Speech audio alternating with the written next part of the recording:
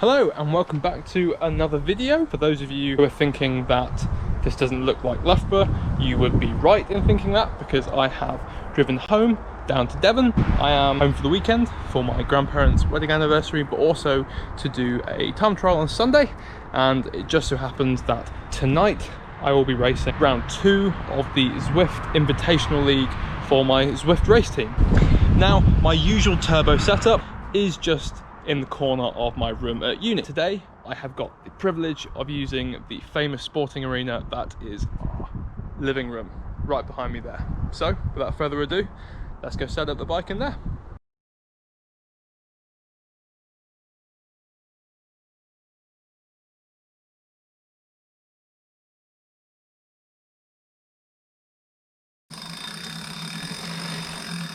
"18 minutes until race start, and I'm nervous.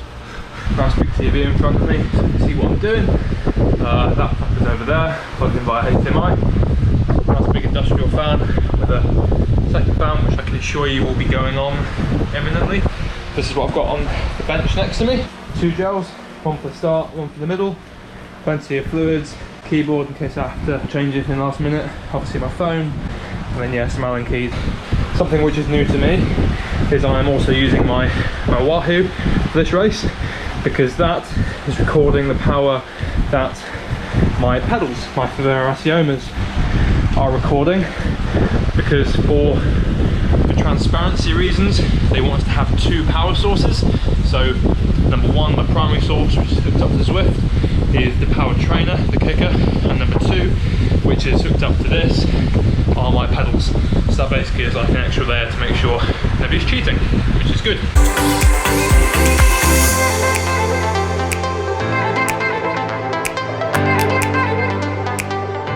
Top 40 scored points. There was like 160 riders, and the majority of the riders were there at the finish. It was pretty full gas from sort of the last 700, 800 metres coming out of the bottom corner.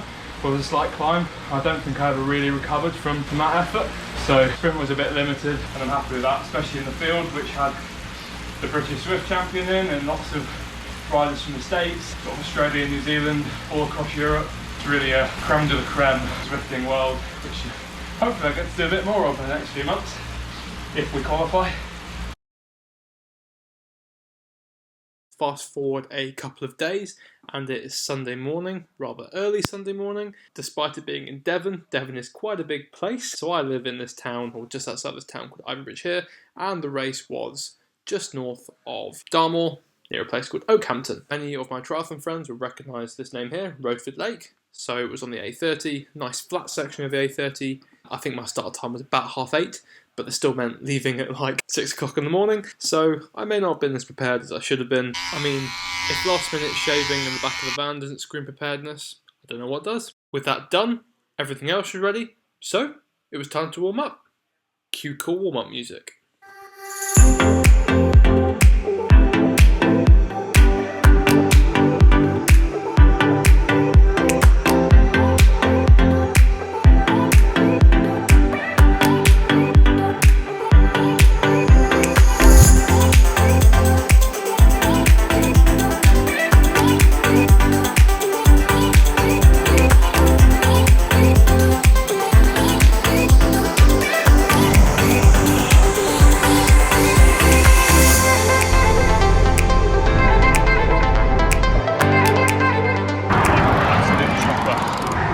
Base bar for a couple of minutes going out on the way out. It was so windy because it was a tailwind. You were flying along at like 60 km an hour. The front wheel was going like this, and every time a lorry came past, it was terrifying. So basically, I was like that. I had like one hand here just to steady myself. If I came down and did it again, and it wasn't a tailwind on the way out, this could be a really quick course. I mean, as it is, I think I did like 19:20. Chances are there are going to be other guys who've got 19 now, who've actually been able to be disciplined with their position, lay down the power in the right places. I mean, in the end, I think I averaged like 370 watts or something. It's just disappointing knowing what could have been. When I passed you coming back this way, you did seem all over the place. What, as in like swinging, going over the road? Right, you weren't very controlled in your, yeah. you know. Got blown over the rumble strip a couple of times on the way back, but it was controlled. Like there was no real like no, north wind. Whereas on the way out, I was like, that's the closest I've ever come to falling off, basically. Like at Cambridge last weekend, it wasn't that bad because it wasn't gusting. I don't know whether it was just me being a wuss. That's alright. Wait and see, you always do this. It was like, I was happy as Larry at the finish. I thought I'd gone and podiumed and I came 12th.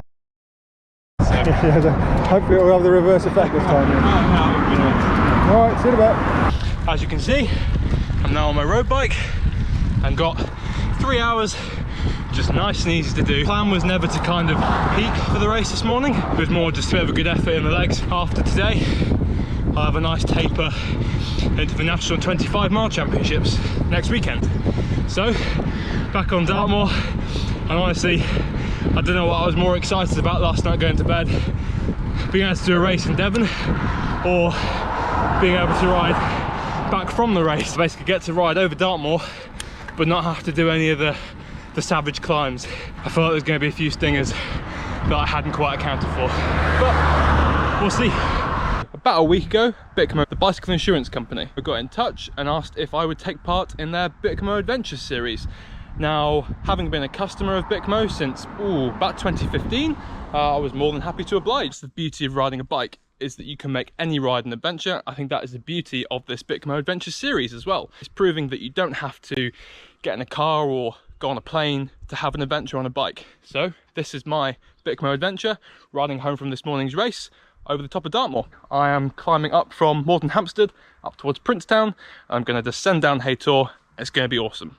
One of the things that kind of characterises Dartmoor is it's either narrow, high hedge lanes or wide, blustery roads. You never know quite what to expect, especially in these little lanes. You never really know whether you're going to encounter a horse rider, a tractor. Keeps things interesting, but also they never get old, and there's miles and miles of them. And some of them are quite hilly, like this one. Whew.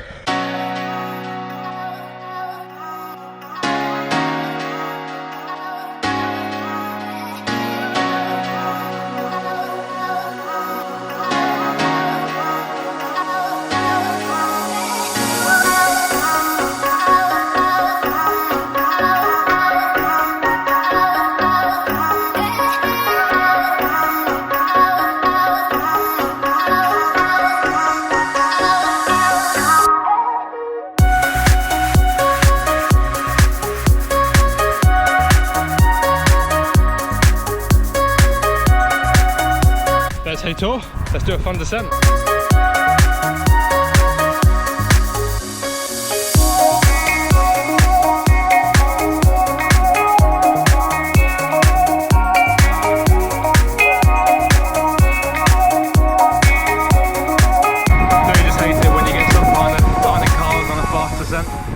Stopping. Well, that's the last biggest climb before I get home, and I got a tailwind and the weather is glorious. It's been a fantastic ride.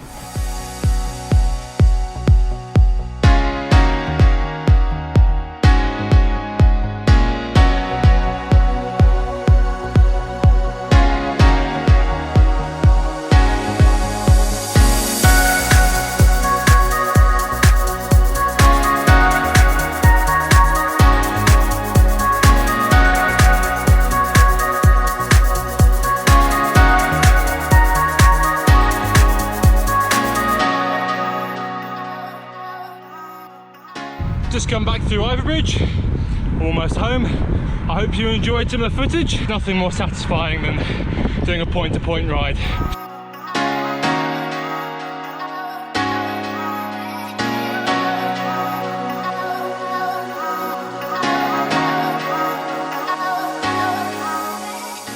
Results are in already, and I came second. I'm really happy about, given my initial reaction to how I thought I did. First place was Steve Lampier, so he raced for Ribble Pro Cycling at the start of the season. He's now gone back to St Piran, but to be second to a rider of that calibre, and obviously he's got the full support of a team as well, whereas I'm little old me doing it on my own. I was only 15 seconds behind him, so I rode a 19:24 and he rode a 19:09, which both are pretty fast times for a 10.2 mile time trial. Really chuffed with that.